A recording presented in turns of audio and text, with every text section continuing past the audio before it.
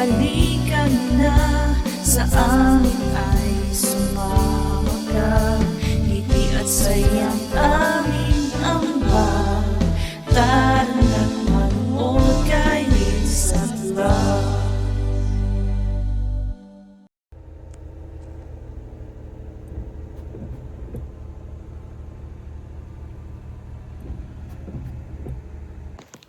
Oh, hayo Team Leosat. Hello mga bro. So today po is a sunny. Sunny. Ano na ba tong brain cell ko eh? It's a rainy Thursday morning. Madaling araw dito sa Japan. And rest day today si Papang. So may date kami. Madaling araw na date. Lagi naman to. And lalo na kapag rest day siya. So usap-usap ng mga kung ano-anong bagay. Nandito kami sa harapan pa rin ng 7-Eleven while kape-kape. Aga ko nagising, alas 2:30 kanina. Oras ka natulog? Natulog ako. Maaga din ako nakatulog pang. Wala pa sigurong 9 yun, nakatulog na ako. Maaga ako nagising kasi siguro excited ako kasi meron akong job interview today. Minsetsu ba yung tawag yan? Minsetsu? Mga 10:30 AM sa McDonald's. Sagutin pala natin yung isang comment ng viewer sa past vlog or sa past vlog about sa nakita niya na suot ko na sandal habang nagda-drive. So ito yung suot ko kasi na sandal. Yun yung sandal ko doon sa vlog na nagda-drive ako. And sabi niya bawal daw. Actually dito sa Japan, kahit sa ang textbook, wala namang nakasulat na bawal kapag nagda-drive ka ng sasakyan ha. Pero alam ko, sa Pilipinas kasi, nag-start ako magkaroon ng knowledge or ng pakonti-konting knowledge about driving since 2002. So mga 20 plus years ago na. Buhay pa nun yung tatay ko kasi yung tatay ko is a master mechanic. So all around, mekaniko siya ng sasakyan, ng truck, ng motor. And meron din kaming talyer. Kwento ko lang sa vlog natin today. Hindi ko pa kasi nakakwento. Nakwento ko na ba or hindi? Hinahatid kasi ako ng papa ko sa school. So from bahay papunta sa school, meron kaming mga 20 to 30 minutes na kami lang dalawa ng papa ko. Usap-usap sa loob ng sasakyan. And yun nga, nagkaroon ako ng interest about sa pagdadrive, about sa knowledge sa sasakyan, pakonti-konting knowledge since 2002. So, syempre, nagbibigay din ng knowledge yung papa ko kapag meron akong question. And unang-unang question doon is yung mga bawal-bawal, ganyan. Sa Pilipinas, yun yung parang bawal. Bawal talaga pang na motorcycle na nakatsinelas ka. Pero sa sasakyan, hindi siya bawal, pero dinidiscourage yung mga magdadrive na baka yun yung maging dahilan madulas yung sa brake or sa accelerator, madulas yung paa mo kasi nagamit ka ng tsinelas, baka matanggal yung tsinelas, baka maging dahilan ng aksidente. Pero yung gamit-gamit kong tsinelas ngayon, hindi siya yung tsinelas na normal nga, pinakita ko nga, diba? Meron siyang lock, ayan, may lock siya dito. So hindi siya basta-basta ding madudulas sa paa ko, secured naman yung paa ko kapag itong tsinelas yung gamit ko, kaya ito yung ginagamit ko sa pagdadrive. Hindi ako nagagamit ng katulad kay Papa ngayon na tsinelas. Pakita mo tsinelas mo. Naman ako nasali dyan. Kasi yung gamit-gamit mo talaga ngayon, hindi ko talaga gagamitin na maganyan ako ng Hindi. driving. Iba ko eh. Sa awa ng Diyos, 2 times. 2 times gold na siya. Kaya So, subok na to. Oo. Ang number 1 talaga sa pagdadrive is yung kakuning. No, yung checking talaga, yung pagiging alert din. Kahit nga wala akong suot eh. Pero dito sa Japan, iba rin kasi sa Pilipinas. Hindi ko alam kung dito sa Japan din kasi before na nag-start Pero sa, may nabasahan ata nga sandas. Pero hindi naman ata. o kasi yung nag-aaral kasi si Papang, parang nag-aral na rin kasi ako kasi nga yung textbook niya, binabasa ko rin yun.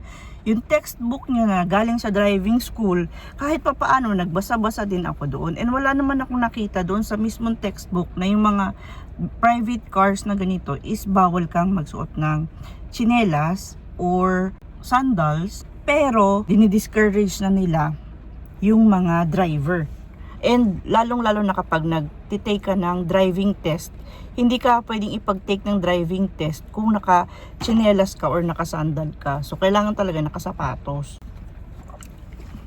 Punta ko na ako sa labas na. Okay. So, ayun nga, kahit na hindi ako nakapag-driving school dito sa Japan, and ngayon na hajimite yung ang pagdadrive ko, hindi naman po talaga ako yung talagang baguhan sa pagdadrive, knowledge sa pagdadrive. Kasi since 2002, nagkaroon ako ng interest, so nagkaroon ako ng pakonti-konting knowledge about sa pagmamaneho. And sa Pilipinas, nag-driving school po ako sa Pilipinas. May driving school din po tayo sa Pilipinas. Medyo pricey nga sa atin compared dito sa Japan. So parang same lang. Nag-driving school po ako sa Pilipinas. Yung pagda-driving school ko pa naman, nakuha ko talaga yung lisensya ko through driving school. Kasi first, enroll ka sa driving school, syempre magbabayad ka, nakalimutan ko yung binayad ko. Nag-take ata ako ng mga 10 to 20 hours ng driving lessons. Yung pinagkaiba lang dito sa Japan compared sa atin sa Pilipinas, wala silang yung driving course katulad sa eskwelahan dito na may sariling driving course. Doon sa atin, yung driving school sa atin, yung driving course mo, yung mismong road. Ayan, yung kumbaga dito sa Japan, 'di ba, kung hindi ka kukuha ng makakapasa ng Karemin or driving student permit ba yan, hindi ka pwedeng mag-drive palabas sa eskwelahan. So, yun ang pinagkaiba sa Pilipinas. Kasi sa Pilipinas, wala silang course na sa loob mismo ng driving school. Kailangan mo munang makakuha ng student permit. Yung student permit, kukunan ka nila ng student permit kapag lumabas yun, at saka ka lang talaga mag-uumpisa ng actual driving. So, yung actual driving mo, sasabak ka kaagad sa mismong road. So, zero knowledge ka. Nag-umpisa ako sa parking lot ng parang building ng driving school. Paano mag-start ng sasakyan, konting abante, konting atras. Tapos checking kung anong mga kailangan kong i-check. Sinabi yun ng driving instructor. Same dito sa Japan yung yung sasakyan nila na yung driving instructor is may sarili siyang brake. So, nakalimutan ko yung pangalan ng driving school ko sa Pilipinas. Kasi ang tagal na nun eh. So, hindi man po ako nakapasok ng driving school dito sa Japan. Nakapasok naman po ako ng driving school sa Pilipinas. Pero iba nga yung driving school sa Pilipinas compared dito sa Japan. Kasi sa Pilipinas kasi mas mabilis kunin yung lisensya compared dito sa Japan. Kasi nga alam niyo sa Pilipinas, di ba, meron naman tayong mga fixer. Totoo po yan. So, yun, kwento ko lang sa vlog natin today kasi baka may mga viewer na nag-aalala sa akin about sa pagdadrive ko. And nung nagkaroon ako ng lisensya, kumuha po ako ng international license. So, nakapag-drive na po ako dito sa Japan. Mas nauna pa nga po akong nagkaroon ng knowledge ng pagdadrive kay Papang. Kasi sa Pilipinas pala, may experience na po ako sa pinaka-first talaga, manual driving, yung inaral ko. Ayan, sa kaibigan ng mama ko, merong taxi. So, manual yung transmission niya. Yun yung una kong inaral. Pero ngayon, parang nakalimutan ko na paano mag-drive ng manual driving kasi nga napakatagal na nun. 20 plus years ago ko pang unang inaral is ang manual driving. Then, marami po kami kasing sasakyan and may talyer nga kami kasi mekaniko yung tatay ko. So, meron din kaming motor. So, sa motor, may knowledge din ako. Marunong din po ako mag-drive ng motor, hopper, and yung regular na motor. Yan, marunong din po ako mag-drive ng ganyan. So, salamat po sa pag-worry about sa pagdadrive ko. Pero kung mga common knowledge lang po or mga basic knowledge about sa pagdadrive po is alam ko naman po yun. Alam ko, bago lang yung lisensya ko dito sa Japan, pero yung knowledge ko at yung pagdadrive ko, experience ko sa pagdadrive is hindi po bago. Matagal na po ako nagdadrive. Tapos nang pumasok sa eskwelahan niya si Papang dahil libre naman yung libro, kasama naman sa eskwelahan na binayaran niya. Syempre, yung librong yun dahil nga gusto ko rin magkaroon ng knowledge about sa pagdadrive dito sa Japan. Habang nag-aaral si Papang, ako naman yung libro niya, yung galing sa driving school, binabasa-basa ko rin po yun. Kasi nasa isip ko nga na baka one day, someday, magamit ko yung knowledge na nandoon sa libro na yun. Yun nga lang, medyo nawala na ako ng interest before na mag-drive nung nagkasasakyan na si Papang kasi syempre, mas maganda naman yung ano ka lang, passenger ka lang. Kaysa sa ikaw yung nadadrive. Sa totoo lang ngayon, naiisip ko talaga na mas maganda na passenger, nasa passenger seat ka lang. Pero nagagamit ko na kasi ngayon yung lisensya ko. So katulad niyan, pag hatid-hatid kay Jack sa Hoyquén, katulad today, umuulan. So, hindi mauulanan yung anak ko kapag ihahatid ko na doon. And kumuha ng lisensya before si Papang. Nag-enter siya sa driving school dito sa Japan. Kasi nga, nung pumunta na dito si Kuya Jerome, medyo naawa kami sa bata na kapag umuulan, aalis kami ng bahay. Minsan hindi kami natutuloy kasi nga umuulan. Tapos, nakita nyo naman yung mga previous vlog natin 5 years ago. Yung mga old viewer ko talaga. Yung mga OG viewer ng vlog namin na hindi po ganun kagaang si Kuya Jerome. Nung medyo bata-bata pa siya, mabigat po siya. Tapos sakay kasi siya ni Papang sa likod ng bisikleta. So may isang pangyayari before na hindi pa ako nagvo-vlog. 2012, hindi ako nagkakamali, 2012. Hindi pa ako nagde-daily vlog nun. Na dumaan kami sa riles ng tren, natumba sila. So doon parang nakapag-pursige si Papang na kukuha ako ng driver's license dito sa Japan. Tapos yun yan, the rest is history. Kumuha siya ng driver's license, nagambaro siya. And ngayon nga pag naiisip namin, pag napagkikwentuhan naming dalawa, yung experience niya sa pagkuha ng driver's license dito sa Japan. Natatawa kami kasi yung mga exam niya, ilang beses siya nag-take ng exam. Overall, inabot siya ng 5 months bago niya nakuha talaga yung lisensya niya. Kasi hindi naman siya yung everyday nakakapunta doon sa driving test.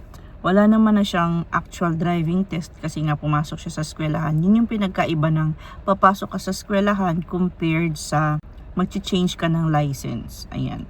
So pag nag-change ka ng license, may hirapan ka sa actual exam.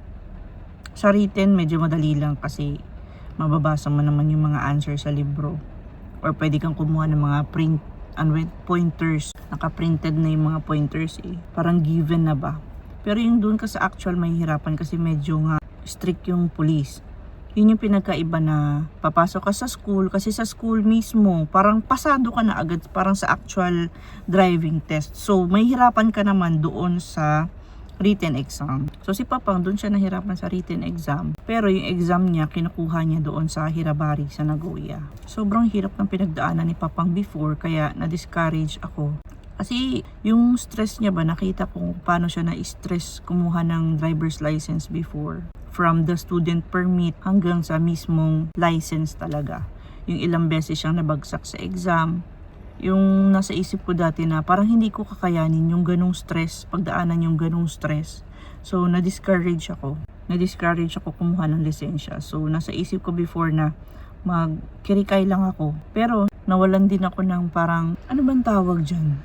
Nawalan ako ng interest kasi na-expired nga yung lisensya ko din from the Philippines. Pero nagkaroon ako ng ulit, na gusto ko mag-drive kasi nga isa yun sa mga gusto kong gawin. Ang nakapag-push sa akin is yung sakit ko. Kasi nga 'di ba dapat lahat ng gusto kong gawin sa buhay ko ngayon is gawin ko na. Kasi alam ko na limited na lang yung time ko dito sa mundo. Anytime baka kunin tayo. Kasi baka bumait na tayo, kailangan tayong kunin. Kaya ayokong bumait. Dapat buruha pa rin all the way. Ay naku.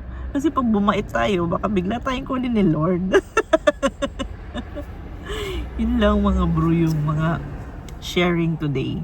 Thank you so much po doon sa may concern sa akin sa previous vlog. Wag po kayong mag-alala.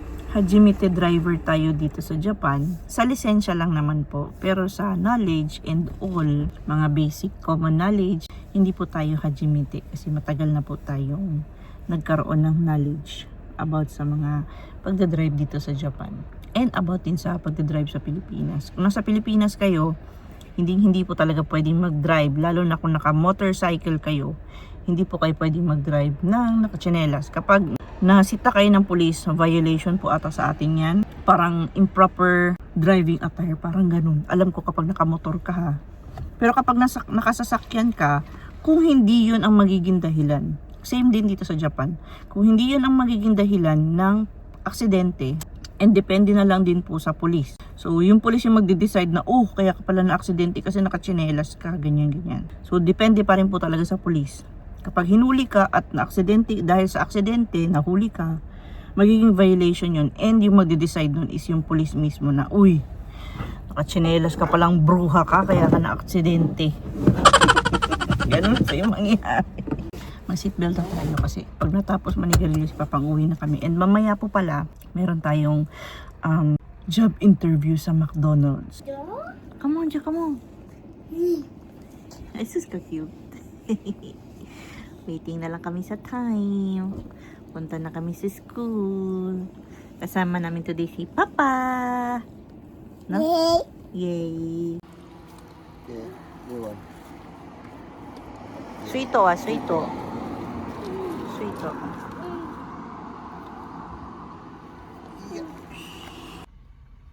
Yan mo. Nandito na kami sa McDo. Pero ako lang papasok mamaya. Kasi si Papang I will drive it today. driver lang siya.